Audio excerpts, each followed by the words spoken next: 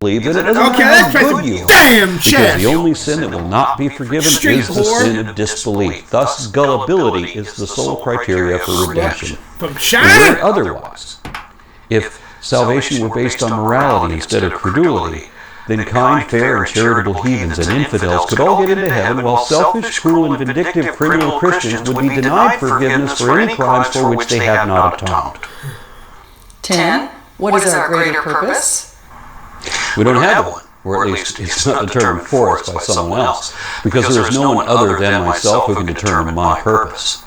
We may not have free will, but at least we have the choice of what purpose, if any, we choose to adopt or reject. That's free will. And this, again, is a question only atheists can answer. Christians can't, because y'all pretend that your purpose is to kiss Hank's ass forever. Unable to escape from little Anthony Fremont, you're damned to grovel before the great Trump in the sky. You clearly have no purpose that could be considered great in any respect. And 11. Why is there evil in the world? I guess you'd say the answer is in Isaiah 45, where your God's alleged father said that he created evil. But since there's no determinable or even possible truth to that, and it doesn't make any sense either, especially since that God is evil himself, then that can't be right. Of course, the real answer is because there are aberrations in every population, as I said before, due, of course, to the suite of unique mutations inherent in every individual, as well as environmental conditions, upbringing, and that sort of thing. And if such people are not identified and restricted from whatever harm they mean to cause, they may find the means to conceal their continued malevolence while they perpetuate it in disguise, like in the clergy, for example. Who do you think invented all these religions? Never mind. Seems that's a question believers can't answer. Not correctly, anyway.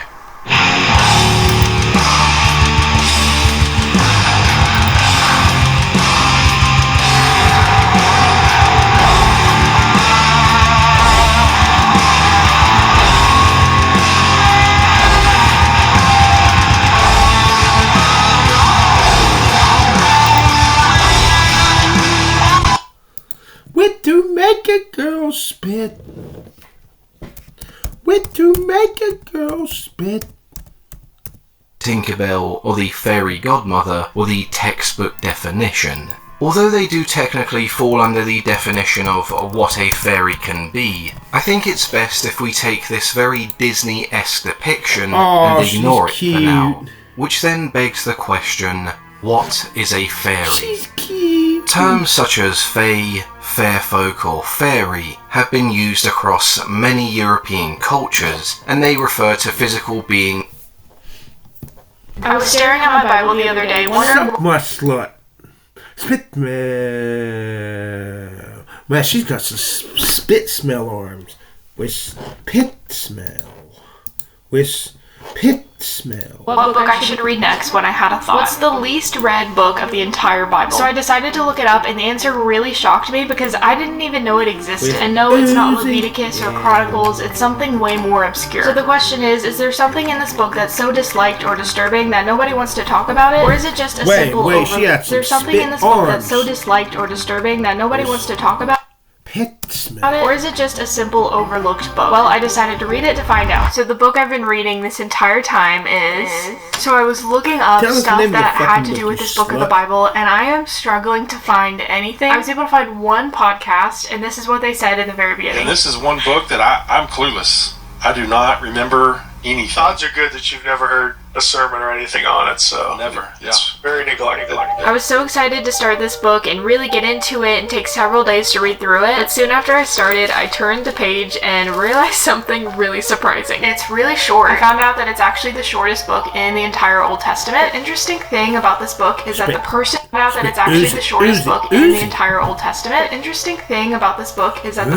who's telling it, the title of the book is the name of this person. You don't get any information as to who the person is in the entire book. Even though the book is short, there's a lot to it and a lot that needs to be unpacked and I think read over a little bit more slowly. At first glance, it's really simple and it's kind of boring and it's super short, and it feels like it's not really relevant to the whole like bigger story going on in the Old Testament. It's more of like its own thing. It's about a completely different place and it's super short. I decided to look some things up about it, to do a little bit of research as to the point of the book, and although I can't find up about it, to do a little bit of research Has she got jewels as got arms? to the point of the book, and although I can't find too much about this book, I was able to find a few things, and I learned a lot just in the little bit that I read. There lived a proud and haughty nation known as Edom, the descendants of Esau. And its central theme revolves around the judgment of Edom. So basically, this book is about the nation of Edom. I found out that Edom goes way, way, way back. So I don't know if you remember, but back in Genesis, there was Jacob and Esau. They were brothers. They were at odds. Their names end up changing, as a lot of people in the Bible's names do. So Jacob turns to Israel, and he starts the nation of Israel, and Esau turns to Edom, and he starts the nation of Edom. Their two nations end up becoming really big and successful. Israel was the nation that was with God, and Edom was the nation that was kind of against him. And then in this book, much later in the Old Testament, explains all about how Edom is finally going to get destroyed because they have lived their entire generations and generations of lives against Israel, which is therefore against God. As I read through this book again for the third time, I decided to really try and look for hints as to why it's the least read book. But aside from it being a little hard to understand, I couldn't really find anything. It was time to go back to the one thing that sparked this curiosity in the beginning. The one article that said that this was the least read book in the first place. So when I first looked up what's the least read book of the Bible, and this book came up, they actually had some reasons as to why they think it's the least read book of the Bible. And their reasons were, number one, it's because it's really short. Number two, it's because they don't give a lot of context as to what Edom is and where this nation came from and why it matters. And then number three, it's because the prophecies being told definitely don't hold back. It's very aggressive, and I feel like something specifically unique with this book is that there isn't a happy ending to it at all. Like even in Isaiah, or it's the least read book, and that spit that it kind of unsettles me is probably the same feeling it gives other people, and that probably has a lot to do with why it's feeling ever going to come back. And I think the way that it kind of unsettles me is probably the same feeling it gives other people, and that probably has a lot to do with why it's the least read book. But I really, really want to try and figure out why. I feel like there has to be a reason, and I want to figure it out. I fucked his hoe! Stupid fucker. I honestly don't even know how many times I've read the book at this. Let's watch another video. This sucks. This fucking sucks.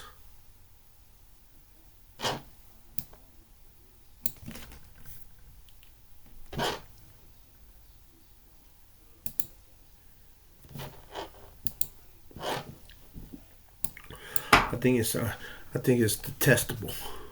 Tay, are you at least 18? Yes. Fantastic. Are you a theist? I am a theist. I'm a Christian, yeah. Okay, fantastic. I like how he actually just says he's a Christian rather than hiding it like the last guest. Okay, what would be your best argument or your best evidence for why the Christian God is real? Real quick, before I go into that, I just want to let you all know, I have my Bible teacher in the background, so if you hear any voices or anything, that's just who it is. Sure. But yeah. My best argument would be miracles. Like how do you explain miracles? Well, I don't have to explain them because they exist in every religion and none of them are ever documented properly. So if I accepted your miracle claims, I would also have to accept the miracle claims of the Hindus and people who practice other religions. Is it your position that the Hindu miracles are real? No, sir. Okay, so then I reject Christian miracles for the same reason you reject Hindu miracles. I reject Hindu miracles because the God that I believe in is true and he's all powerful. Cool. What's the evidence for that? What's the evidence for God being all powerful? Yeah. Well, you'd have to substantiate that he exists and then demonstrate that he's all powerful. Okay, well, God exists, like I said, for one, because of miracles. But we don't have to talk about miracles. But if you want to prove miracles, that's become circular now. No, what's that? That would be circular. If you're saying God exists because miracles, and miracles exist because God, that's a circular argument. Okay, well, my bad.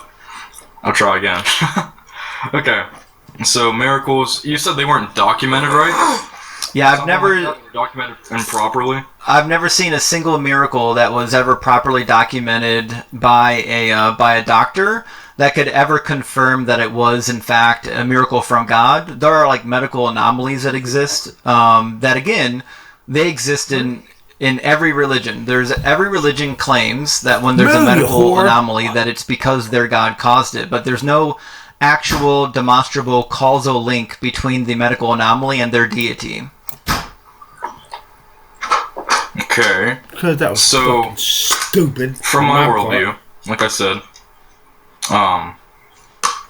in one way, yeah, whatever. Come on, miracles. So the reason I believe miracles are true, like you said, yeah, I haven't seen any documented miracles by doctors, like modern doctors. I haven't seen any, but I do have personal experience. I have a friend. His name is Lincoln. He had a form of meningitis 3 times, and he survived, I guess, every single one of them. And there was no. Because that was so what's the right stupid. Word? No lasting effects on him. Like, it didn't change him or anything like that. Are you aware that people survive illnesses all the time and it's not demonstration that a God exists? Because, so, for example, like 10% statistically of all cancer cases go into spontaneous remission. But when it happens to a Christian, they automatically assume that it's because their God is real, but that's just fallacious reasoning. So, again, like, you can demonstrate that there are, like, some weird medical oddities, but just because medical oddities exist doesn't mean that your God is real. It's still incumbent on you to demonstrate the causal link between the medical phenomenon and your deity existing. Prayer for one. Oh, have we done any studies on prayer before? I don't know. We have, and it comes out to a wash. People who are being prayed for have exactly the same rate of recovery and wellness as people not being prayed for. And we've done dozens of meta-studies on this. Okay, but that doesn't deny prayer working. It does, yes. If we pray for a group of people, and then we don't pray for another group of people, and they have the same statistical outcome, then yes, it demonstrates that prayer doesn't do anything. Thank you for the jellyfish, by the way, Parker. So you're saying if prayer doesn't work for one person, but it works for another, prayer doesn't work? No, for a whole group of people. If we've got 1,000 people, and we pray for 500 of them, and then we don't pray for the other 500, and those 2 groups of 500 have the same outcomes, that's evidence that prayer doesn't do anything. Because if praying for somebody is indistinguishable from not praying for them, then prayer is useless. Hold on. Okay, so in the Christian worldview, the way that prayer works, prayer doesn't always have to be answered because God doesn't need to answer our prayers. So we'll establish that first. So then prayer can't be evidence over God if prayer doesn't actually work. So now you're just making excuses. No. So now you're just making excuses for why prayer doesn't work. I want to help you understand this point. If your point is that prayer is evidence that God is real, but then you have to follow it up with, well, it's evidence except it doesn't actually work because God doesn't have to answer your prayer, then that's not good evidence. It either works or it doesn't. Okay, so I said God was all-powerful, like the first minute I came in here. Yes. With God being all-powerful, that means he doesn't have to answer all of our prayers. Like, for example, if I pray that I can successfully steal that candy bar, and then something happens and I don't get to steal that candy bar, that'd be like me going to blame God for committing a sin. Well, no, not even close. Tay, you don't understand your own argument. Your argument is that prayer demonstrates the existence for God, but then when we look at the meta-studies on prayer, Come on, you have the holy same exact slut. outcomes Come on, for people not unholy being prayed slut. for, which means Come on, prayer unholy literally slut. cannot be evidence of your deity. And because now you China. know that you have the Come on, same statistical unholy slut. likelihood of prayer working as prayer not working, now you're making excuses for why prayer doesn't work. So if you have to make excuses for why prayer doesn't work, then you're just admitting that prayer doesn't work and it's not evidence of your God. It's not an excuse. I'm just Come on, explaining you how it is. slut. Does a group of people being prayed for have the same statistical outcome as people not being prayed for? Come on, you Repeat that question one more time. Sorry. Thank you for the hat, Mr. Skeptic. Good to see ya. Okay, so do groups of people being prayed for have the same statistical outcomes as people not being prayed for? I do not know. They don't. They don't. So we've done dozens of meta-studies on this. There's been papers and research done on this. People that are being prayed for have no statistical advantage over people not being prayed for. So prayer literally cannot be evidence for God if your chances of getting better are exactly the same as the chances who aren't being prayed for. Dude, do you just want to talk to my Bible teacher? You're welcome. To explain this better. You're welcome to put him on. Okay. Yeah, here you go. Oh, his name's Ron, by the way. His name Ron? Yeah. What are his qualifications as a Bible teacher? What qualifications are you looking for? Well, I'm just asking, do you have any qualifications? Because he called you a Bible teacher. I want to know if you teach at an actual university or you teach at a church. Well, I've read the Bible through 135 times or more. Okay, so no qualifications. No, well, you cut me off. I have a Bachelor of Divinity and a Master's of Theology. I have a Doctorate in Christian Education and a PhD. Fantastic. So you do have qualifications. But that doesn't qualify me as a Bible teacher unless I can teach the Bible. No, it's just whether or not you have an education that would warrant your actual practice. And it sounds like you actually do have some education. So I would love to hear a rational justification for why the Christian God is real. Well, let me ask you this before I answer that, because he sounds like a fucking Jesus Christ wasn't educated. Yeah, but according to your theory, he doesn't need to be educated. Although, in my position, the fact that Jesus Christ wasn't educated actually helps my position, because I can look at the Bible and see where if you believe Jesus actually spoke the words that he spoke, then it's clear he's not educated and he doesn't actually understand what's in the Old Testament. But I don't actually believe when Jesus speaks in the Gospels that those are his words. Those are just words that people put on his mouth, and that's fine. Were you raised a Christian? I had 12 years of Catholic schooling. I was a Christian myself for 20 years. I went to Bible college and seminary. Now, when you say Christian, you're talking about a Catholic? Nope, Christian. That's why I said Christian, not Catholic. Okay, so you didn't go to Catholic school? I went to Catholic school for 12 years. I didn't go to a Catholic seminary. Okay, alright, that's fine. So what would be the evidence for the Christian God being real?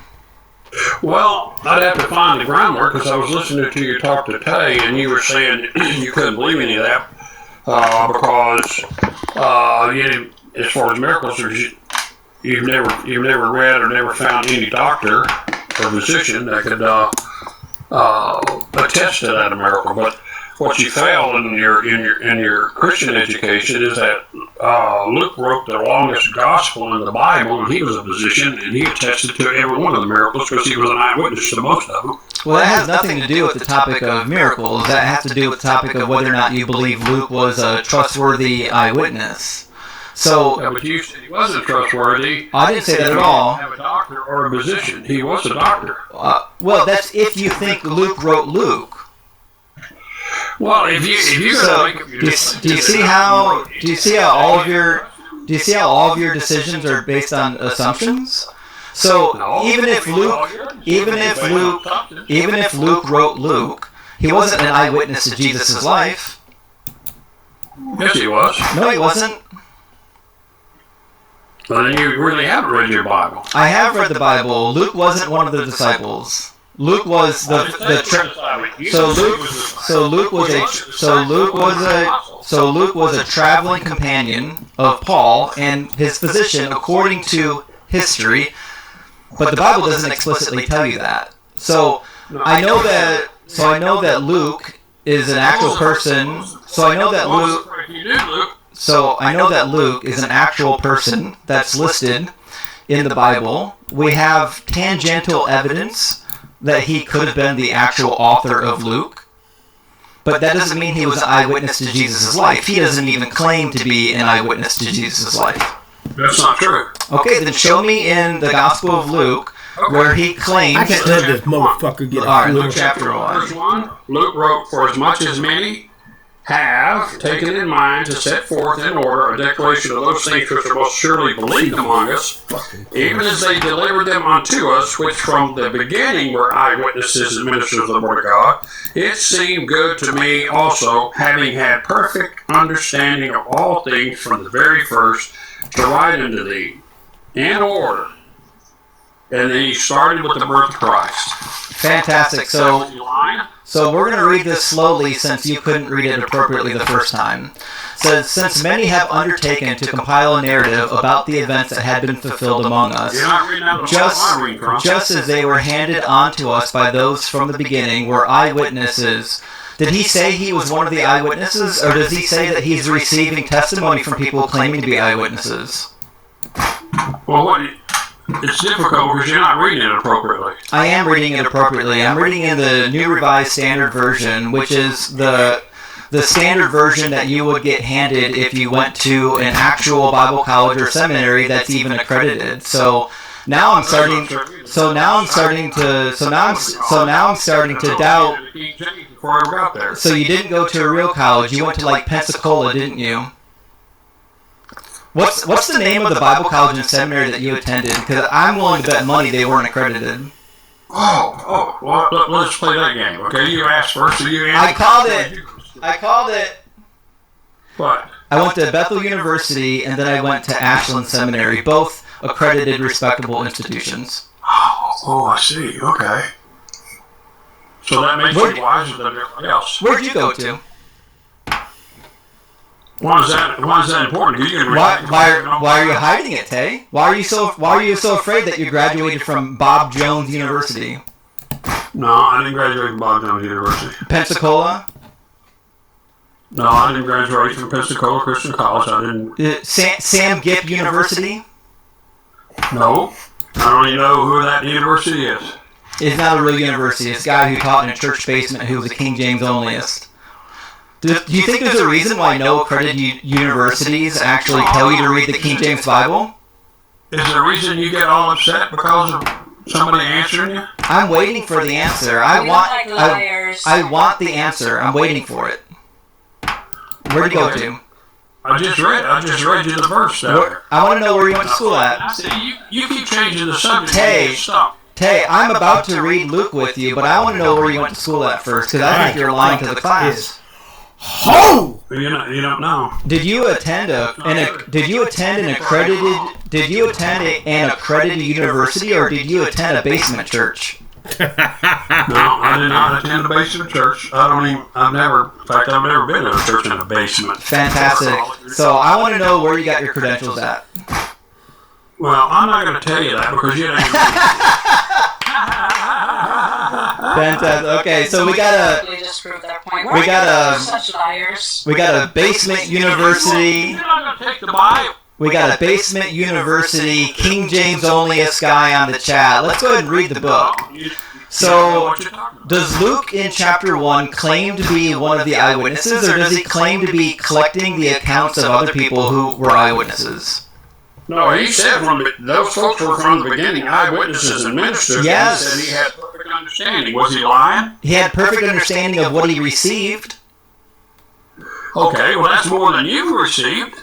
Well, that's irrelevant. I'm not claiming to be receiving witnesses from anybody. So to the point that you brought up, Luke. So to the testimony of other archaeologists. Tay, I don't know why you can't use the Holy Spirit to let me talk. I need you to have a little bit of Holy Spirit patience so we can have a conversation here. You don't believe in the Holy Spirit, isn't that right? You do. So I need you to invoke your Holy Spirit so that I can get a word out. So the point was that you said Luke was an eyewitness. Luke clearly wasn't an eyewitness, and he doesn't claim to be an eyewitness. He claims to be collecting and compiling the testimony of others who would have been eyewitnesses. I didn't say he was an eyewitness. I just read you that he said he talked to some eyewitnesses. No, you started this. Okay, for everybody in the chat who is here, did this fake professor tell us that Luke was an eyewitness before we started reading Luke? Yes. No. Let's hear it. Let's put a 1 in the chat if the fake professor with no credentials lied on this. No, you're recording it. Just go back and play the recording. It's on YouTube. It's being recorded right now. It's 1,000,000% going to be clipped. Okay, so who's the next eyewitness that demonstrates that your God is real? Well, you didn't take the first one. He was a physician. You said you wouldn't believe it if it wasn't documented by a doctor. I said eyewitness, and I didn't say documented by a doctor. What's your evidence that Luke even existed? Who's your evidence? I'm sorry, what is your evidence that Luke was even the doctor who wrote the Gospel of Luke? Because the Bible calls him the beloved physician. Knows the Bible. I know, but how do you know? But how do you know that the doctor that is mentioned is the guy who wrote the book? Because nowhere in the book is there any attribution of authorship. No, that's not true either. Okay, find it for me. Show me in the book where it says, I, Luke, wrote this, or this is the handwriting of Luke, or I am the Luke that's mentioned elsewhere. Well, he said right there, for as much as many, and he goes down there and talks about them being first witnesses, and then it said it seemed good to me also. Gosh, that was stupid. He had perfect understanding of all things from the very first to write unto thee. Yes, and who's me? And who is me? Luke. How do you know?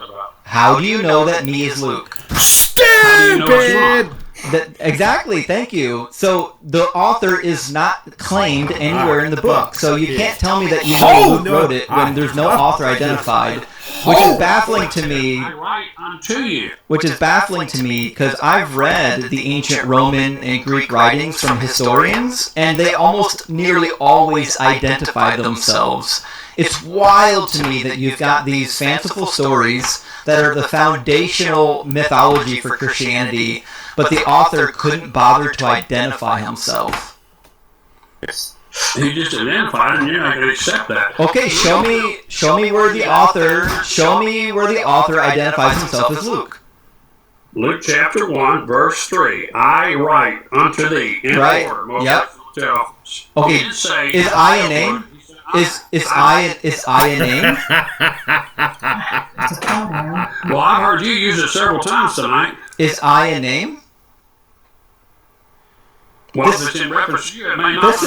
This is very simple. I want to know how you connect I and me to Luke.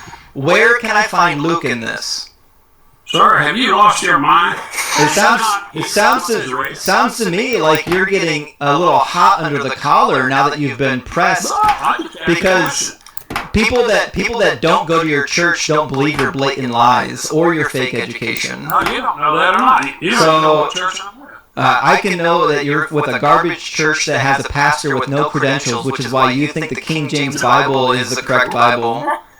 No, that's not true. My wife said here, she testified to that. I'm sure. You don't know what you're talking about. You're just making stuff up because you got nothing sensible to say. I've been Christian long enough to know that people that believe the King James Bible is the only true English translation are a joke. Nah, you don't know that. I do know that. Nah, you just is every other version a perversion? You tell me. You're the one that's supposed to be the expert. I'm asking you your opinion. I'm asking you your opinion. Is every other version a perversion? Every other version of what? Every other English version of the Bible, is it a perversion? No, I wouldn't call it a perversion. I love these. Why would you call them perversion? I love the King James onlyists. I'm using one of your slogans. Maybe you're not familiar with this one. You just read from your version of the Bible. Is that a perversion? No, I don't think you understand the point that I'm raising. There's a popular saying among King James onlyists, and the saying is every other version than the King James version is a perversion. Have you never heard this one? I'm asking you. I just asked you. I asked Tay. You just read from. Tay, I need you to focus and listen to my words. I asked you a simple question. Have you ever heard of this saying? It's a yes or no question. I need you to really focus. No, I haven't. Fantastic. So I'll explain it to you. Among King James onlyists, they believe that every other English translation is an improper translation. There's an old saying that popped up that says every other version is a perversion. Now, I assumed that you knew that because it's such a popular saying. I shouldn't have assumed. That's my bad. But fact of the matter is, I've never met a King James onlyist that had an appropriate education. Because if you went to an accredited school where you learned proper Greek, Hebrew, and Aramaic, you would understand that there are just better translations out there. So, that being said, it's hard for me to take you seriously. That being said, I would love to hear, still yet, the evidence why your God is real. Because you're real. That's not a good argument. Me being real is not evidence that your God is real. I'm not trying to convince you. Imagine being on a live with your Bible student listening and getting utterly roasted by somebody half your age. The fact that I exist is not evidence. The fact that I exist. The fact that I exist is not evidence of your God. Tay, do you have anything better than that? I'm sorry. What's your real name? You're not Tay. Yeah, I'm not Tay. What's your name? You haven't given me your name. I asked you your name. You would give it to me. My name's Justin, and you never asked. My name is Justin, and you never asked. Okay, you're Justin. Okay, I'm Ron. Fantastic, Ron. Welcome in. So, what is the evidence that your God is real? And just saying that I exist isn't evidence. The evidence for me, and that's all I need. I don't need any evidence from you. The evidence for me that God is real is that you are real. That's not evidence. It is to me because you didn't come of your own will. You just didn't sprout in here because you had a mental thought one day and just appeared from nowhere. Things don't come into being. Things don't come into being by thought. They come into being through natural processes. So I'm here because my father. I'm here because my father looked at my mom and said hubba hubba and did some things that are unmentionable. That's why I'm here. I'm not here because somebody spoke me into existence. So that's not an actual argument because that same argument could be used for any other metaphysical claim on the planet. I could use the same argument for Zeus. I could use it for Vishnu and Shiva. I could use it for the Tooth Fairy. So what's your evidence for your actual God? Because you exist and you know this is embarrassing. I don't. Ron, I don't know it. I would love for you to give me the actual evidence rather than just saying that I know things that I don't know. You're not a mind reader. Neither are you. You've been trying that all night. No, you're trying to tell me what's in my brain, and what's in my brain is not what you think it is. So you asked me.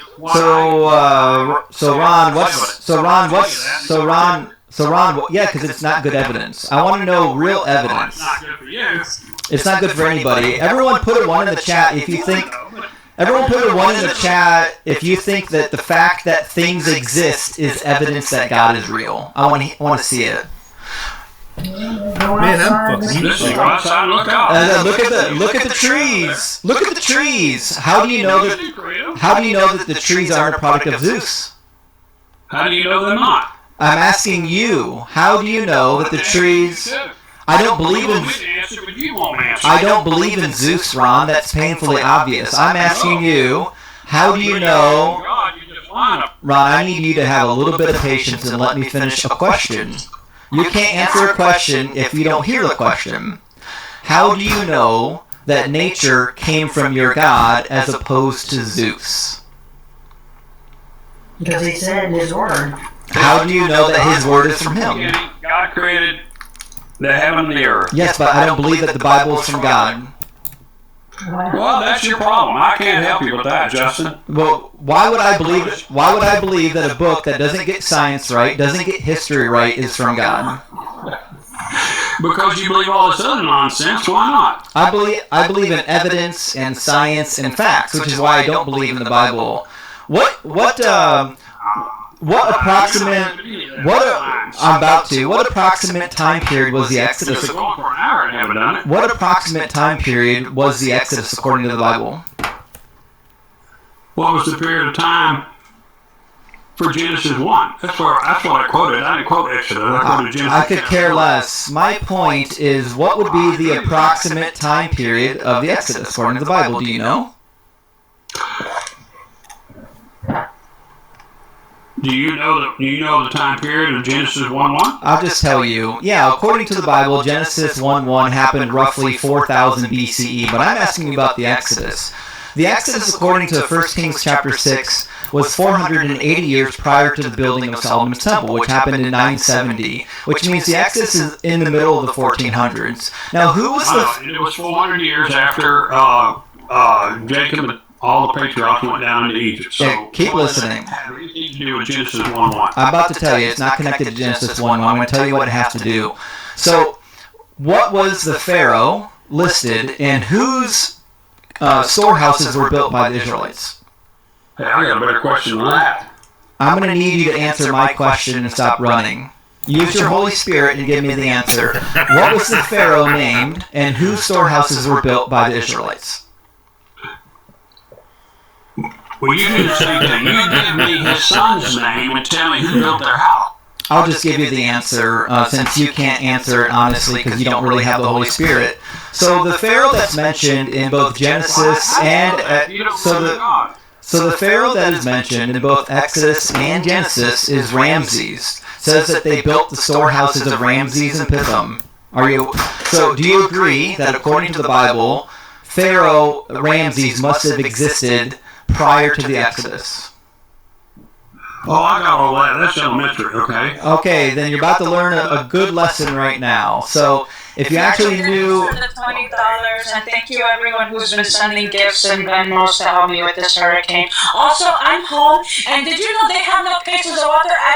We have to be a limit of 2 to 4 gallons of water. It's ridiculous. But I'm home. I'm safe. That's good. We're glad you're safe. Guys, make sure you're showing Hanji some love. She's in the path of the hurricane. She's trying to stay safe here. Anyways, so if the Exodus was in the middle of the 1400s BCE, then they certainly couldn't have built the storehouses of Ramses, because Ramses' storehouses were built in the middle of the 1200s. He reigned from 1279 to 1213. And your point is what? My point is the biblical chronology gets history wrong. They couldn't have built the storehouses of Ramses if Ramses didn't exist for another 200 years. No, history gets the biblical truth wrong. Oh, so what is the evidence that Ramses lived in the 1400s?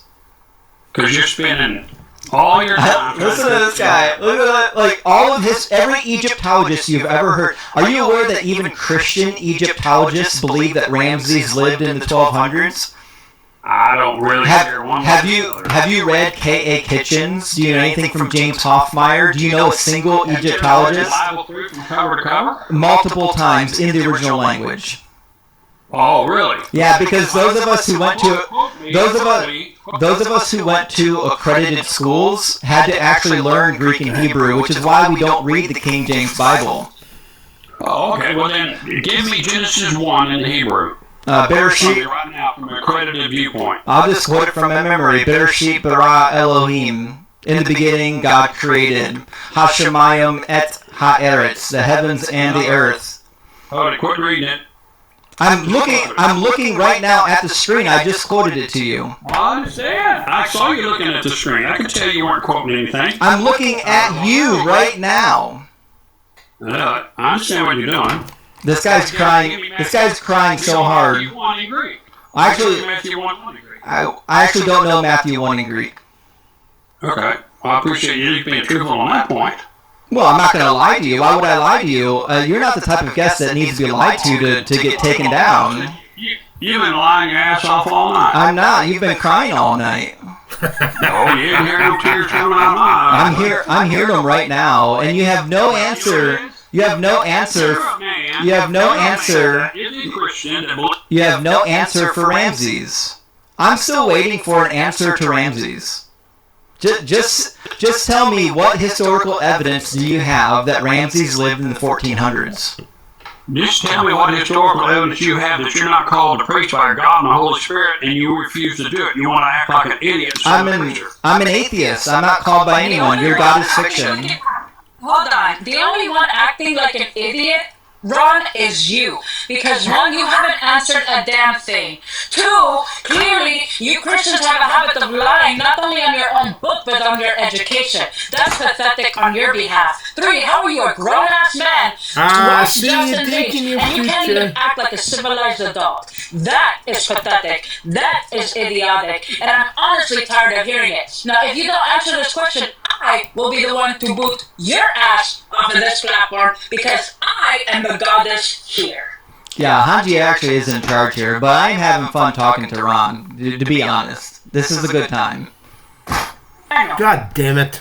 So, Ron, you've been, I don't know, been here for, what, 20 minutes? 11 minutes? Whatever. Let me see. You've been here for, oh shit. I've had Tan here for an hour and 15 minutes already? That can't be right. Anyways, that's how long the live's been. I don't know how long you've been up here. Oh, 32 minutes. There we go. So I've heard 32 minutes of nonsense. I haven't heard one rational argument for why your God is real. Not one. You have one? Can I unmute myself and speak? Come on, you So the way questions work is when I ask you a question and then I stop talking, I'm expecting you to answer the question. Do you know that? Yeah, but you haven't muted. Yes, because you never shut up. So, can you answer my question? Damn, I stuck my dick in his butt. What was your last question? Like a You've been here for 32 minutes, and I haven't seen one rational piece of evidence or argumentation for why your God is real. I'm just looking for one. What's one rational argument? I fucked his butt. Well, what I was doing as I came on to see if I could get one rational evidence from you that he's not real, and I haven't heard that either. I saw it. Well, you haven't asked for it. I'll give it to you. I saw it. I'll give it to you. So I'll give it to you since you asked for it. So now that you've let me know you actually want a good argument for why your God isn't real, I know to give it to you. So in order to do that, let me get a couple foundational claims about your God. Is it your belief that your God created all things? I thought you were going to give me some foundational thing. I'm about to. I need you to define some of your beliefs about God before I tell you why he's not real. Do you believe that your God created all things? Oh, I believe God is real, and there's nothing, absolutely nothing that you can say. That's not an answer to my question. I'm asking you, do you believe that your God created all things? Damn it. Yes, God created. Fantastic. Did he create time? He's outside of time. Did he create time? If it exists, he created it. Okay, so according to your worldview, he did create time, yes or no?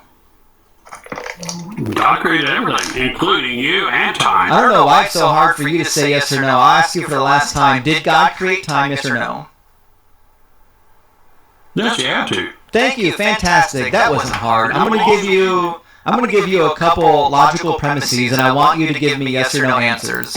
Premise number one. Premise number one. This is how deductive arguments work. Okay. Premise number one. Creation is a change of states. Yes or no? What? I told you I wasn't going to give you a yes or no. A premise number. Just go ahead and land it. Quit asking questions. Just lay the foundation. No, the way logical premises work is you have to engage with each premise with me because it might be that you disagree with one of the premises. So I'm sorry that you've never used a logical argument before, but that's what we're doing right now. So premise number one, do you agree or disagree that any act of creation is a change of states? You're not laying any kind of foundation, Justin. This is how premises work. You're looking for answers. Ron, I'm not looking for an answer. I need you to either agree or disagree with the premise because we can't move to the next premise until you agree or disagree. So premise number one, do you agree or disagree that any act of creation is a change of states? I don't know what that means. No, I don't. I'm not agreeing to anything you say right now because you're not saying anything that's fundamentally sound or foundational. This is not a foundational claim. This is how logical premises work. It's just.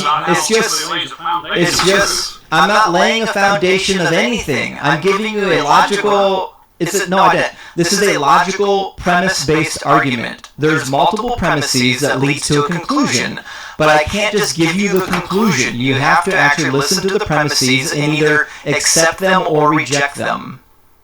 Right. So, Reject everything you say. fantastic. So premise number 1 is that any act of creation is a change of states. Do you accept or reject?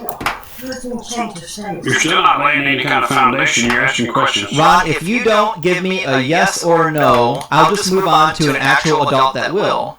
So, do you agree or disagree that any act of creation is a change of states?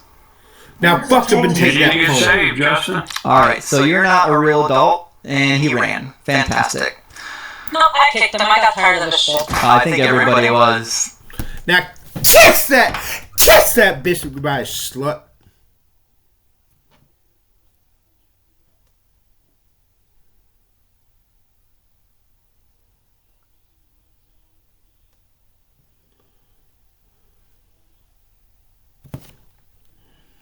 God damn it. God fucking damn it. God damn it.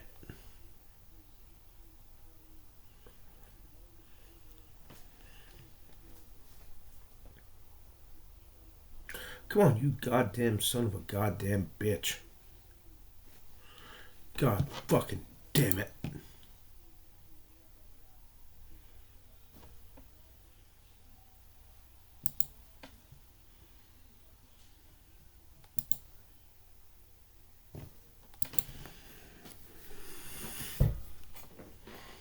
Welcome to the Unraveling the Scriptures channel. Both Europe and Asia hold great mysteries, filled with myths and legends about their histories. However, the Bible, with its sacred pages, reveals fascinating secrets about the origins of peoples and races. Europe, being a vast and diverse continent, is home to numerous peoples. But have you ever wondered about the biblical origins of the European peoples? In this video, we will explore the origin of white-skinned peoples based on biblical scriptures and historical accounts that corroborate with the sacred texts. If you are curious about these genealogical issues, check out the origin of European peoples according to the Holy Scriptures. That said, here is another video from the channel. The origin of white people according to the Bible. Physical characteristics such as blonde, red, brown or black hair, green or dark eyes, or dark and more drawn, among others. Civilizations like the Vikings, the Spartans. We also have the Celts, the Medes, the Persians, as well as the Mongols, the Chinese, the Japanese, and Koreans, among many others. Have you ever wondered what is the common factor among all these peoples who have such diverse cultures and characteristics? The answer is simple: the light complexion of their skin. As discussed in our video about the origin of black African peoples according to the Bible, it all began in the early days with Adam and Eve, the progenitors of humanity. From their descendants emerged different ethnicities that spread across the world. Noah, the father of 3 sons, Shem, Ham, and Japheth, became the patriarch of all current ethnicities. Along with their wives, they were given the mission to repopulate the earth after the divine catastrophe that punished humanity for its corruption. If you're curious about what the world was like during the pre-flood period, watch our video on the topic by clicking the card in the upper corner of your screen or checking the links in the description. It's worth a look. Japheth, Noah's son, is considered the progenitor of the light-skinned peoples and the white race, both in Europe and Asia. Europe consists of various countries, including Germany, Austria, Poland, Hungary, France, Italy, Romania, and many others. But did you know that the sacred scriptures mention the origins of European peoples, and that some of them are cited by the name of their ancestral progenitors in Genesis chapter 10? The sacred scriptures, when interpreted with attention to the symbols they present, reveal the origins and regions of these peoples. Thus we understand the origin of the European peoples, or more accurately, the various European nations. The sacred scriptures mention various European peoples, with a particular emphasis on the Greeks and Macedonians. The Macedonians, like the Greeks, are direct descendants of one of Japheth's sons. Therefore, we know who the ancestor of the European peoples is: Japheth. Javan, Japheth's son, is considered the ancestor of the Greeks. According to ancient genealogies, Jewish interpretations and other sources, there is a consensus among ancient Semitic peoples that the Europeans are descendants of Japheth, one of Noah's sons. The name Japheth carries meanings such as beautiful, pale, and also relates to the concept of expansion or multiplication. European peoples are biblically referred to as Japhetic or Japhethite peoples. However, it is not only the Bible that uses these terms to refer to European peoples. Linguistically, the family of European languages, including English, German, Russian, Ukrainian, and several others, is also called the Japhetic language family in reference to the ancestor of the European peoples. The sacred scriptures mention the progenitors of the European peoples in Genesis chapter 10 and in the book of Chronicles, where we can find Japheth's lineage, his 7 sons and grandsons. Through the names of Japheth's sons and grandsons, we can decipher the origins of the ancient Europeans. In ancient times, the Israelites themselves referred to the European peoples as Japhethites, and specifically those from the region of Greece were known as Javanites, or simply sons of Javan. In the book of Genesis, we find the name of each of these sons, and I will mention each of them here. Japheth's descendants were Gomer, Magog, Madai, Javan, Tubal, Meshech, and Tiras. The sons of Gomer were Ashkenaz, Riphath, and Togarmah, and the sons of Javan were Elisha, Tarshish, Kittim, and Dodanim. The biblical identification of Ashkenaz as the ancestor of the Germanic peoples is an interesting observation that persists among Jews to this day. As we know, Ashkenazi Jews refer to the regions of Germany and other Germanic areas as Ashkenaz, in reference to the ancestor of the Germanic peoples, who, according to ancient Jewish views and the Bible, is Ashkenaz. He is considered the ancestral father of the Germanic peoples, including the Germans and the peoples of Scandinavia. Additionally, there is a biblical character named Riphath.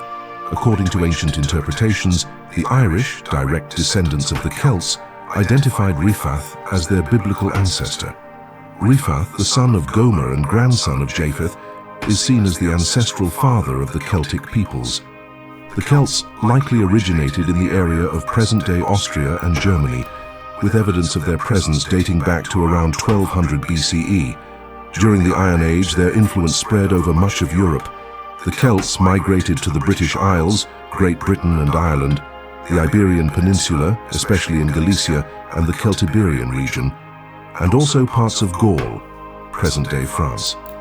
They also settled in the Alpine region and present-day Hungary. The Celtic tribes scattered across Europe are therefore considered direct descendants of Riphath. In addition to the descendants of Riphath, there are other sons of Japheth related to European peoples, European regions, or genetically associated with Europeans. For example, Madai is mentioned in the biblical text as one of Japheth's sons. The biblical identification of Madai refers to nations that settled in the region of Iran, known as Aryan or Iranian peoples, and biblically called Madaites. One such people includes the Medes and Persians. The term Medes is similar to Madai, indicating a common origin for these peoples. Madai is considered the progenitor of the Madite tribes, including the Medes, Persians, Parthians, and various other ancient Persian origin peoples, all descendants of Madai, son of Japheth. A name that stands out in Genesis 10:2 is Magog, along with Tubal and Meshech. Tubal and Meshech are considered the ancestors of the Russian and Ukrainian peoples, as well as other Slavic peoples. According to biblical tradition, Russia and Ukraine are associated with Gog and Magog because Tubal and Meshech are seen as their progenitors. This understanding is widely accepted among scholars and experts in biblical genealogies and nations. Understanding these connections is important for correctly interpreting references to these peoples in biblical apocalyptic prophecies, including in the book of Revelation, and also in the Old Testament books such as Daniel, Ezekiel, and Isaiah. Knowing the identity and names of these people's ancestors is crucial for a deeper understanding of the sacred scriptures and their predictions. Magog, Tubal, and Meshech are identified as biblical ancestors of the Slavic peoples. It is important to note that Ashkenaz is considered the ancestor of the Germanic peoples and should not be confused with the Slavic peoples. Thus, we have identified the ancestry of some genetically related European groups, all belonging to white European peoples. Another notable biblical character is Tiras, one of the sons of Japheth. Tiras is seen as the ancestor of the Italian peoples, having given rise to the Etruscans. The Etruscans, who are part of the ancestry of the ancient Romans, contributed to the genetics of the Romans. Although the Romans had Etruscan heritage, they also had ancestry from other peoples, including some descended from Javan, another son of Japheth. An interesting detail about Javan, son of Japheth, is that he not only gave rise to the Greek peoples, but also to groups parallel to the Greeks that were related to them, though not Greeks per se. The names of Japheth's sons indicate origins for certain ancient peoples with similar names, despite linguistic differences between Greek and Hebrew or Aramaic. These differences arose from the linguistic diversity caused by the confusion of languages after the Tower of Babel. This differentiation occurred due to human wickedness. Had it not happened, all humans would still speak the same language, the Adamic language, but as a result, many languages emerged. The linguistic change led to a variety of languages and dialects around the world, evolving over time. For example, modern Greek is a variant of older Greek dialects. These linguistic transformations illustrate how languages diversified and adapted throughout history. Among the sons of Javan, we find Elisha. This son of Javan is identified as the ancestor of the Hellenic peoples, known in Greek as Hellenes, Hellenes. The Hellenes, corresponding to the Greeks, form a nation and an ethnic group that has inhabited Greece since the 17th century BCE. Today they are predominantly located in the Greek peninsula, the Greek islands, and Cyprus. Elisha, son of Javan and grandson of Japheth, is thus seen as the ancestor of the original Greeks, the Hellenes. The similarity between the names is notable not only in English but also in Hebrew and Greek, where we see forms like Elisha and the similarity in the Greek language. Another son of Javan, who is also of considerable interest due to his frequent mention in the sacred scriptures, is Tarshish.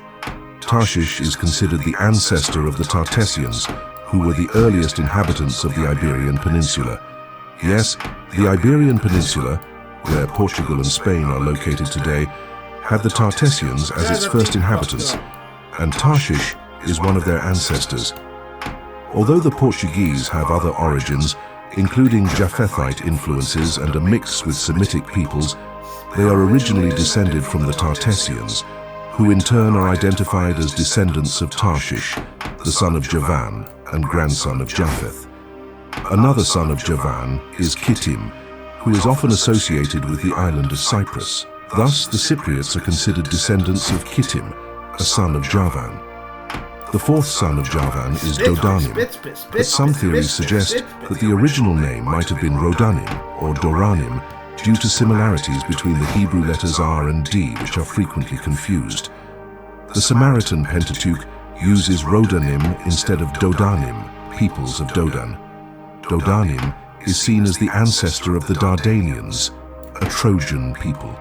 The ancient Trojans were the inhabitants of the city of Troy, an ancient city located in the region of western Anatolia, present-day Turkey. Troy is primarily famous for its role in Greek mythology and epic literature, particularly in Homer's Iliad. Troy was situated in a strategic location connecting Europe and Asia, controlling access to the Dardanelles Strait. This position made it a crucial point for trade and politics in the region. Thus, the ancient Trojans are considered descendants of Dodanim. Although I could spend hours discussing biblical identifications and their origins, it would make the video excessively long, and many people dislike lengthy videos. In summary, European peoples are considered direct descendants of Japheth, known as Japhetic peoples. God bless you all, and see you soon.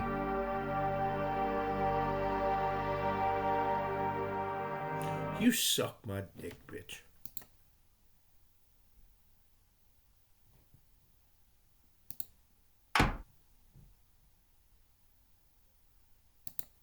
Come on, you bitch. In the ancient city of Ur, we find Abraham, the patriarch of the monotheistic religions, Judaism, Christianity, and Islam. We were told that Abraham was chosen by God and that through him a great nation would be established. However, I must tell you, the story you have been told is a lie. The truth has been hidden from us, and I understand why. And just as I know, by the end of this video, you will too. For centuries, humanity has believed in the stories of its origins as they were written in religious texts and passed down through generations. But what if I told you that the key to unraveling the greatest mysteries of our existence had been buried beneath the sands of time, hidden in ancient tablets forgotten for thousands of years? You've been told that the Bible is the Word of God, the ultimate and sacred truth passed down to humankind. You've been told that its stories of creation, of the flood, and of divine beings are unique, divine revelations. But what if I told you that these very stories are much older than the Bible itself? What if they were written long before the Bible ever existed, not in Hebrew or Greek, but in the strange, wedge-shaped symbols of the Sumerians? In the 19th century, a discovery shocked society to its core. In 1849, during an excavation in what is now modern-day Iraq, the ruins of an ancient city were unearthed. This city, Nineveh, once served as the great capital of the Assyrian Empire. But buried deep within its ruins, archaeologists discovered something far more valuable: the Library of Nineveh, a massive collection of over 30,000 cuneiform tablets. What they found inscribed on these tablets would forever change how we view human history. Among the records were creation myths, stories of gods descending from the heavens, and even accounts of a great flood. These stories were uncannily similar to those found in the Bible, but they were written thousands of years earlier, long before the Bible's authors walked the earth. How could this be? How could ancient Sumerians, the first known civilization in history, write about events that seem to echo the sacred texts of Christianity, Judaism, and Islam?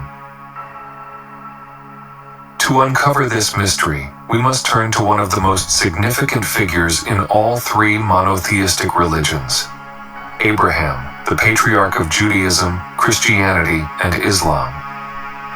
What most people don't realize is that Abraham wasn't born in the lands of Israel or Canaan. He was born in the ancient Sumerian city of Ur, a bustling metropolis of Mesopotamia and one of the earliest centers of advanced civilization.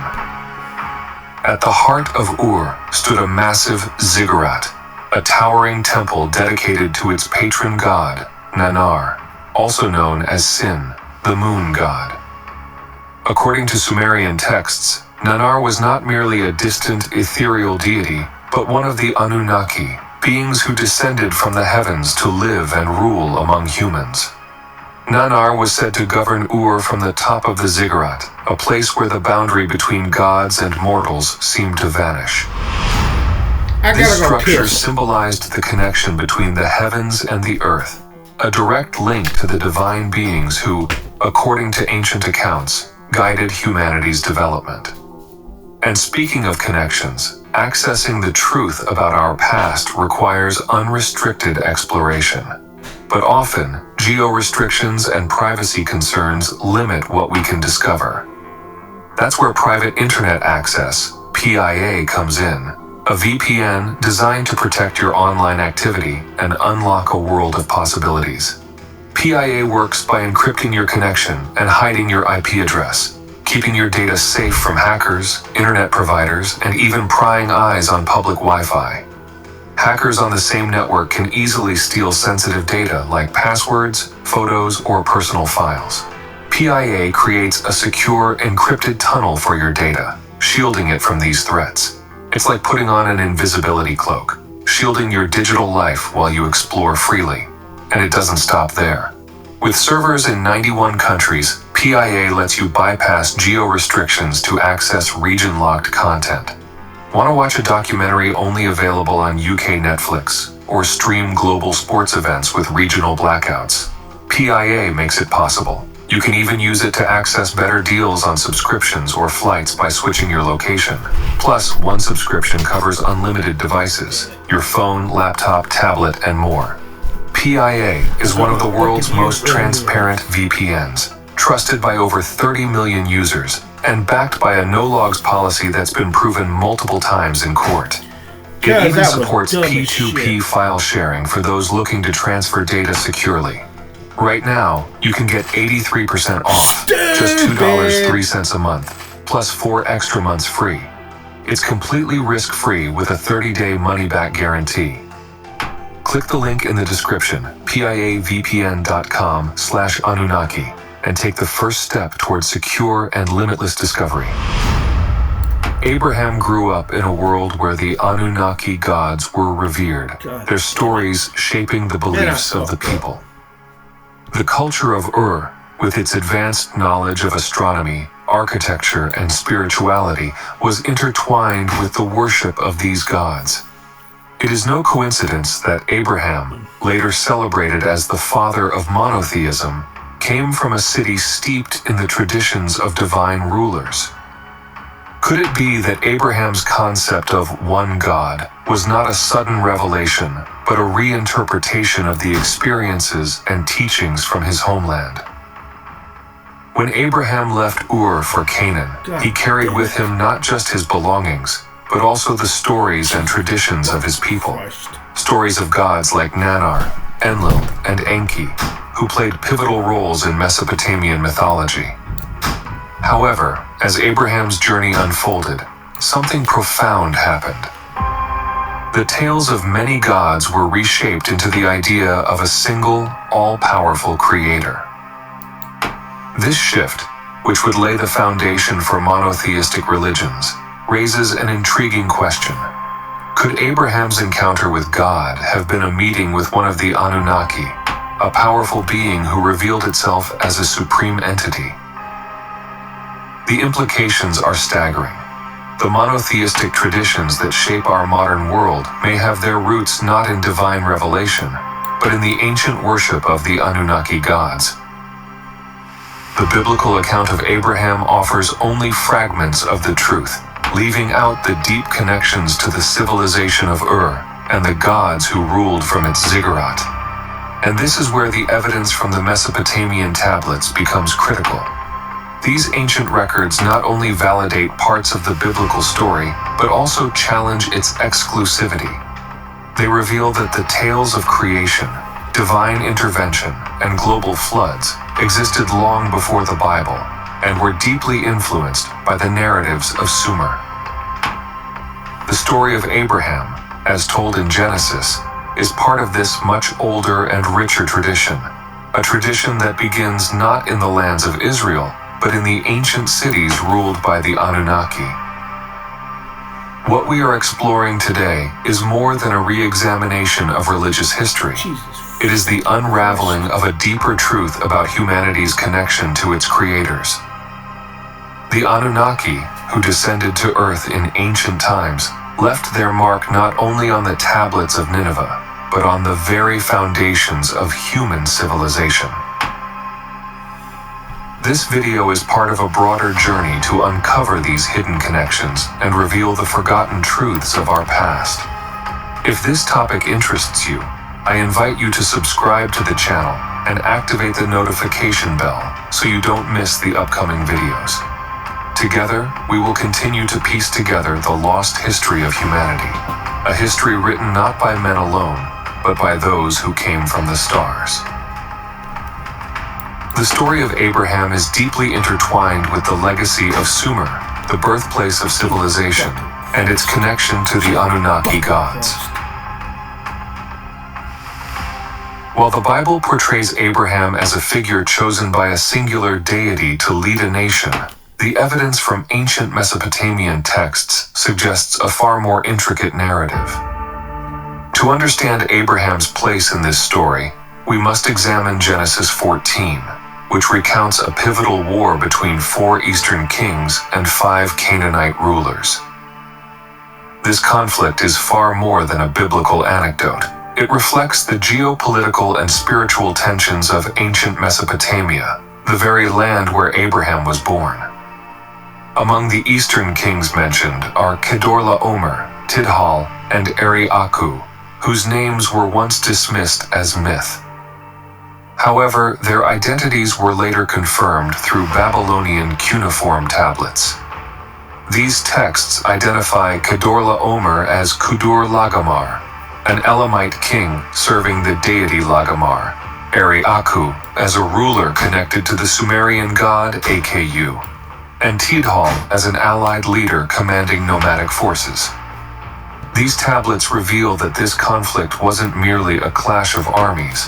It was part of a larger cosmic and territorial struggle influenced by the ambitions of the Anunnaki gods. The alliances and betrayals of the time reflected not just human rivalries, but divine agendas, with the gods vying for control through their chosen kings. Abraham's connection to this world places him within a broader story of divine manipulation and human destiny. Abraham's birthplace, Ur, was a thriving Sumerian metropolis dominated by its ziggurat, a temple dedicated to Nannar, the moon god. As one of the Anunnaki, Nannar was believed to rule the city directly, blurring the line between divine and mortal realms. The advanced culture of Ur, its knowledge of astronomy, architecture, and spirituality, was deeply tied to the worship of these gods. It was within this environment, shaped by both human innovation and divine influence, that Abraham was born. When Abraham left Ur, he did not leave behind the stories of his people or the traditions of the gods they worshipped. Instead, he carried these narratives with him, embedding them into the cultural and spiritual framework of the lands he traveled to. Over time, however, something transformative occurred. The many gods worshipped in Sumer were reinterpreted, condensed into the concept of a single, supreme being. This transition, often attributed to divine revelation, may instead have been a reinterpretation of the encounters Abraham and his people had with the Anunnaki. The transition from polytheism to monotheism was not instantaneous. It was shaped by centuries of human interaction with the Anunnaki, whose presence was recorded on countless clay tablets. These texts describe how the gods descended from the heavens, governed humanity, and even fought among themselves. As the influence of the Anunnaki began to wane, the stories of their power and guidance were reimagined into a singular narrative, one that eventually gave rise to monotheistic belief systems. The collapse of Ur and the rise of Elamite power marked a period of upheaval during which Abraham's journey unfolded. The decline of Sumer and its gods signified the end of an era, but it also marked the beginning of a new chapter in human spirituality. Abraham, far from being an isolated figure, was a bridge between these two worlds, the fading dominance of the Anunnaki and the emergence of a new religious paradigm. The Bible simplifies this story, portraying Abraham as a man chosen by one God. Yet the evidence from Mesopotamian texts provides a richer, more complex context. Abraham's life and journey reflect humanity's transition from living under the direct rule of the Anunnaki to forging its own spiritual path, a path that redefined the divine and laid the foundations for the world's great monotheistic religions. And today, everything is intertwined and grounded in what Abraham received from the Anunnaki. From the very beginnings and origins of religions and the reverence for the gods to the profound and hidden knowledge. From the most beautiful and sacred to wars and conflicts. Everything we are as humanity, it seems, traces back to Abraham and his descendants. And everything stemming from this leads us to the Anunnaki. And this is why the Bible is an important historical book, but from my point of view, a theological manipulation. Despite everything you've been told, the true origins of Abraham, the patriarch of Judaism, Christianity, and Islam, are far older than the Bible itself. While the Bible is our primary source of information about him, it leaves out critical details that only the ancient Mesopotamian records can illuminate. What the Bible does tell us is that Abraham, originally called Abram, was born in Ur of the Chaldees. Abram's father, Terah, belonged to an elite lineage rooted in Sumerian society. As the Bible recounts, Terah took his family, Abram, his wife Sarai, later known as Sarah, and his grandson Lot, and left Ur, eventually settling in Haran. God damn it. But what the Bible fails to explain is why they left, or the monumental events that unfolded around this time. To uncover the truth, we must delve into the history of Sumer and the Anunnaki's role in shaping the fate of humanity. The city of Haran, where Abram's family paused their journey, was not a random destination. It was a city modeled after Ur, a northern outpost that continued the worship of Nannar, extending his domain into the far reaches of Mesopotamia. Haran served as a mirror to Ur, both in its religious devotion and its architectural layout, centered on the ziggurat. This suggests that Terah's family did not simply abandon their culture or beliefs when they left Ur. They carried with them their connection to the Anunnaki and the gods of Sumer. So why did they leave? The answer lies in the chaos that consumed Ur during the late 21st century BCE. When Abram was a young man, the city of Ur thrived under the rule of Ur-Nammu, a king who claimed divine favor from Nannar himself. Ur-Nammu's reign marked a golden age for the city, but it came to an abrupt and mysterious end when he was killed in 2096 BCE. His sudden death shook the faith of the people, as the divine protection promised by Nannar seemed to fail. Doubt spread, and the stability of the Sumerian city-states began to unravel. Could this catastrophic event have been the catalyst for Terah and his family's departure?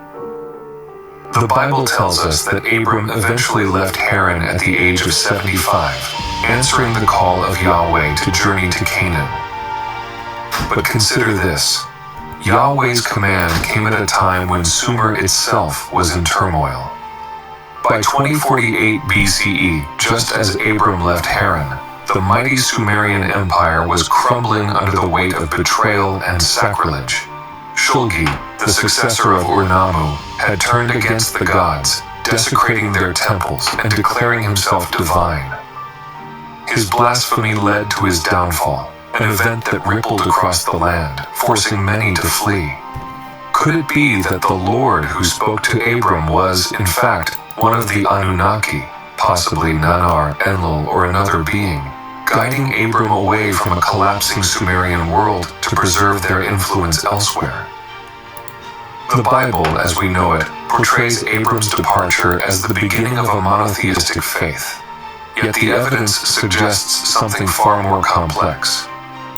Abram was not just a random man chosen by divine intervention. He was a figure deeply tied to the elite of Sumerian society, with access to the knowledge and traditions of the Anunnaki. His transformation from Abram to Abraham, marked by a covenant, symbolized not only a shift in name, but also a profound rebranding of Sumerian beliefs into the foundation of a new religious movement. What makes this even more compelling is the timeline. Abram's life was intricately connected to the rise and fall of Sumer's greatest rulers. Born around 2123 BCE, Abram would have been a witness to the reign of Ur-Nammu and the chaos that followed his death. But here's where it gets even more fascinating. The concept of Yahweh, the God who commanded Abram to leave his home, bears striking similarities to the Anunnaki gods of Mesopotamia. Yahweh, like the Anunnaki, is described as a being who speaks directly to humans, issues commands, and intervenes in the affairs of mortals. Could it be that the God of the Bible is not so different from the gods of Sumer? Could Yahweh be yet another reinterpretation of an ancient Anunnaki being, rebranded through the lens of monotheism? For me, this connection is very clear. This connection is more than speculation. It's supported by the overlap between Sumerian and biblical accounts. What do you think about it? I want to know your thoughts, so let's debate in the video comments. The covenant with Abraham, for example, mirrors the agreements made between the Anunnaki and the kings of Sumer, binding them to divine protection in exchange for loyalty and obedience. Even the act of circumcision, introduced as part of Abraham's covenant, echoes ancient Sumerian rituals that symbolized devotion and separation from the ordinary. What we see here is not the birth of monotheism out of nothing, but the repackaging of ancient Sumerian beliefs, rooted in the worship of the Anunnaki. Abraham was not an outsider to this world. He was a product of it. But there's something else. A hidden link embedded in Abraham's identity that takes us back to Nippur, one of the most sacred cities in all of Sumer. Some researchers state that the origin of the term Hebrew, or Ibri, has its origins far older than the biblical narrative. For them, the word Ibri stems from a Sumerian root meaning to cross, or native of the crossing.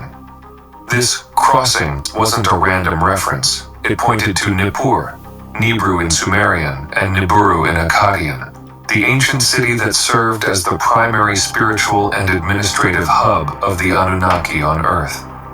According to ancient astronauts theorists, Nippur was their mission control center, a place where the divine and the mortal intersected, and where the ancient celestial grids of pre-diluvial times were said to converge. While the Bible ties his roots to Ur, it also commands him to leave his father's house in Haran, without explicitly naming his birthplace. If Ibri indeed refers to someone from Nippur, then Abraham's ancestral connection to this sacred city makes perfect sense. It positions him not just as a simple man of faith, but as someone who descended from a priestly and royal lineage intimately tied to the Anunnaki's activities on Earth. But Nippur wasn't a royal capital like Ur. It was something far more profound. It was the spiritual heart of Sumer, the seat of Enlil, leader of the Anunnaki, and the birthplace of astronomical knowledge, including the Nippurian calendar. This calendar still resonates in the Jewish tradition, with its timeline beginning in 3760 BCE. A date eerily aligned with the introduction of the Nippurian calendar itself. The ancestry of Abraham, then, was not random. His lineage traced back to the priest kings of Nippur, a line of rulers who combined spiritual authority with earthly governance. The name of Abraham's father, Terah, further underscores this connection. Interpreted through Sumerian etymology, Terah is believed to mean oracle priest, a role reserved for the intermediary between humanity and the divine. Damn it. This priestly function, mirrored later in the role of the Israelite high priest, involved direct communication with the gods, or, more accurately, the Anunnaki. The title Oracle Priest was no mere honorific. It symbolized a bloodline destined to serve the divine plan of the Anunnaki, carrying their influence forward. Even the rulers of Ur held titles that connected them to Nippur, such as Pious Shepherd of Nippur, reinforcing the city's central role in Sumerian and Anunnaki society. Votive inscriptions and archaeological findings from Nippur show that Sumerian kings frequently took on priestly duties, blending their royal and spiritual authority. This tradition extended to the family of Terah, whose priestly and royal background would have placed them at the top of Haran's social hierarchy when they migrated there. But why did the family move? Historical records suggest that during the reign of Ur-Nammu, founder of Ur's third dynasty, Nanar and the monarchy of Ur extended their control over Nippur. This was a time of consolidation where spiritual and secular roles merged. It's entirely plausible that Terah and his family were relocated to Ur as part of this integration, bridging Nippur's religious authority with the royal court in Ur. When Ur-Nammu met his mysterious demise in 2096 BCE, plunging the city into chaos, Terra's family left, seeking refuge in Haran, a city that mirrored the religious and cultural practices of Ur. Haran, located on the northern edges of Mesopotamia, was not just a safe haven, but a continuation of their Sumerian identity. Jesus fucking Christ. Dedicated to Nannar, the moon god of the Anunnaki, and, according to some interpretations, one of Enlil's sons, Haran preserved its ziggurat temple and spiritual connection to the divine. It was in this setting that Abraham grew up, inheriting the knowledge, traditions, and skills passed down by his ancestors. The Bible's portrayal of Abraham as a wise and skilled leader aligns with these roots. His knowledge of astronomy, for example, was essential for navigating long journeys, a skill deeply connected to the astronomical expertise of the Sumerians. This connection to the stars, central to the Anunnaki's influence, was not coincidental. It was a continuation of the Nippurian traditions, where the heavens were meticulously charted and understood. Jesus. As the family remained in Haran, a pivotal moment came when Abraham, now 75, received the divine directive to journey to Canaan. The timing of this command is critical. It coincides with the fall of Shulgi, whose reign had been marked by sacrilege and betrayal of the Anunnaki's order. Shulgi's death in 2048 BCE set off a chain of events, destabilizing the region and reshuffling the power dynamics among the Anunnaki. Abraham's departure from Haran to Canaan was not just a spiritual calling. It was a strategic move, guided by the divine influence of the Anunnaki. His role as a leader, diplomat, and military strategist, as seen in his later actions during the War of the Kings, was shaped by his upbringing in Haran and his connection to the priestly and royal traditions of Nippur and Ur. But there's another intriguing parallel. As Abraham journeyed toward Canaan, a new power was rising in the shadows. In the land of the Hittites, an exiled deity, Marduk, began to emerge, stirring unrest and preparing for a clash that would echo across Mesopotamia. Marduk's reappearance in the region of Hattiland, modern-day Turkey, was no coincidence. It was part of a broader and deliberate plan to reclaim his dominance. According to ancient records preserved on cuneiform tablets, Marduk wandered the lands during his exile, recounting his years as a wanderer in a strikingly personal narrative. From the mountains to the east to the lands of Hatti in the west, he sought answers and bided his time, waiting for the moment when his power could be restored. For 24 years, Marduk nested in Hattiland, building alliances and preparing for his eventual return to Babylon. During this time, he formed unexpected alliances, including one with Adad, a fellow Anunnaki, in stark contrast to Abraham's swift movement southward toward Canaan. While Abraham carried out his divine mission to secure the Negev and other territories, Marduk worked behind the scenes to infiltrate and influence Mesopotamia from afar. According to some interpretations, there were the Anunnaki's spaceport. Marduk's strategy was both subtle and bold. From his place of exile, he dispatched emissaries to Babylon, sending resources and agents to rebuild his support base. At the same time, his son Nabu, operating from Borsippa, worked tirelessly to gather followers and spread Marduk's influence across Greater Canaan and other strategic regions. Nabu's movements in these lands paralleled Abraham's journey, setting the stage for an inevitable clash between the remnants of the House of Nannar and the rising House of Marduk. Abraham's journey southward was not a random pilgrimage. The Bible provides no explanation for the grueling trek through the arid Negev desert, but ancient accounts reveal the true purpose behind it. Abraham's mission was intricately tied to the Anunnaki's Mission Control Center in Canaan and their spaceport in the Sinai Peninsula.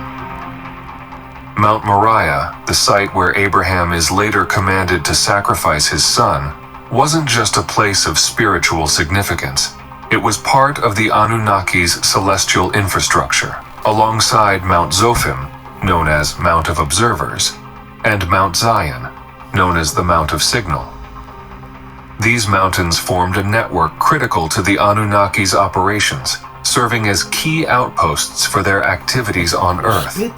Abraham's movements were deliberate and strategic. After briefly pausing in Shechem, he built an altar at Beth El, a name meaning House of God, near Jerusalem. This location, alongside Mount Moriah, would later become the site of Solomon's Temple and the Ark of the Covenant, both remnants of the Anunnaki's enduring presence in the region. From Beth El, Abraham pushed further south into the Negev, reaching the Brook of Egypt, Wadi El Arish, and the oasis of Kadesh Barnea, marking the southern boundary of his domain. These locations were not chosen at random. They were critical to securing the Anunnaki's control over their ancient territories. Abraham's mission wasn't merely a spiritual endeavor. It was a military and diplomatic operation. Traveling with an elite group of fighters, Abraham's forces were uniquely suited to the harsh conditions of the Negev and the Sinai. The Bible refers to his men as Nar, a term linked to cavalrymen, and ancient texts confirm the use of camel-riding warriors capable of traversing arid terrains where traditional horsemen could not survive. This innovative military corps was essential for safeguarding the Anunnaki's installations and protecting their interests from rival factions.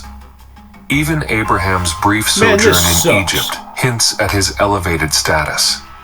Upon arrival, he and Sarah were immediately brought to the pharaoh's palace, treatment that suggests they were far more significant than mere nomads. Abraham's presence in Egypt, at a time of political turmoil between the northern pharaohs and the Theban rulers in the south, suggests that he was involved in state affairs, possibly acting on behalf of the Anunnaki to maintain the delicate balance of power. Upon returning to the Negev, Abraham's resources and influence had grown significantly. Reinforcements from Egypt bolstered his position, enabling him to establish himself near Hebron, a location of immense strategic importance.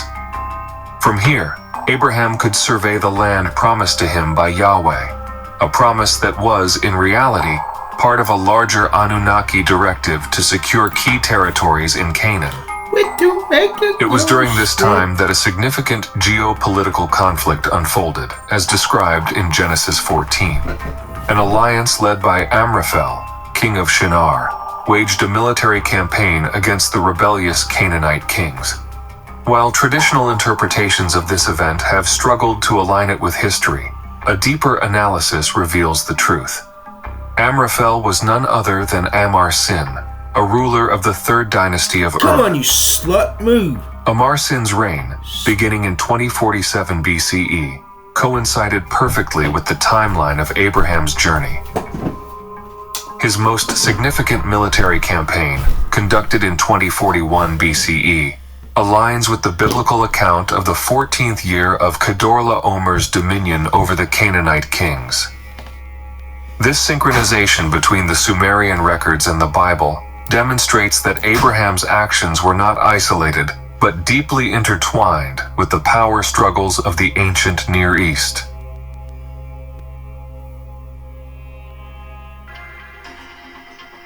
Abraham's return to the Valley of Shalem, or Jerusalem, marked a significant moment in his journey. He was greeted by Melchizedek, the priest king of Shalem, who blessed him in the name of the God Most High, possessor of heaven and earth. Despite the gratitude of the Canaanite kings and their offers of riches, Abraham refused to take any reward, declaring that his actions were dedicated solely to Yahweh, the God he served. This neutrality between the warring houses of Nanar and Marduk underscored Abraham's unique role as a figure guided by divine purpose, rather than personal ambition.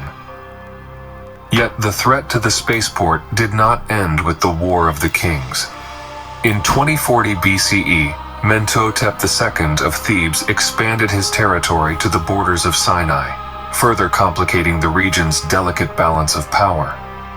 The following year, Amar-Sin launched a naval expedition toward the Sinai in an attempt to seize control of the spaceport. But his campaign ended in failure when he succumbed to a venomous bite.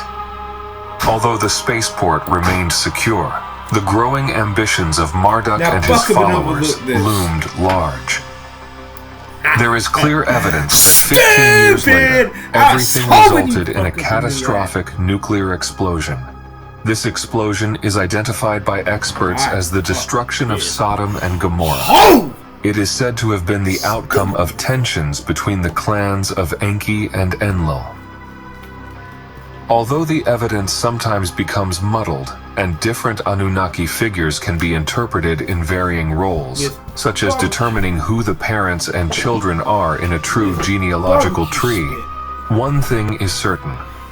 The story told and retold to us over the centuries and millennia is a grand invention, a lie that has shaped our world to this day.